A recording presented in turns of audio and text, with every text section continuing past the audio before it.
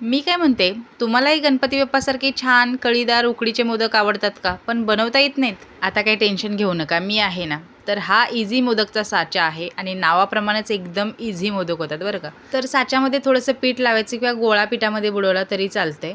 तो त्याच्यामध्ये घालायचा आणि वरून हे प्रेस करायचं थोडंसं आणि आपली डायरेक्ट कळीची पारी तयार होते, बघू शकता तुम्ही. आणि ही एकदम पातळ पारी तयार होते. त्याच्यामध्ये सारण भरायचं आणि वरून बंद करायचा. खूपच इझी आहे. अगदी लहान मुलंसुद्धा एकदम सुबक असे मोदक बनवतील. बघू शकता मस्त असा मोदक तयार आहे. हा इझी मोदकचा साचा आपण 3 प्रकारे वापरू शकतो. एक तर पीठ लावून, दुसरं म्हणजे तेल लावून. हे आत्ता जे केला मी मोदक तो तेल लावून केलेला आहे. तिसरा म्हणजे प्रेस करताना मध्ये प्लास्टिकची पिशवी घालायची. त्या प्रकारे सुद्धा आपण मोदक करू शकतो. सारण भरून एक्स्ट्राचं पीठ वगैरे असेल ते काढून घ्यायचं, मोदक बंद करून घ्यायचा.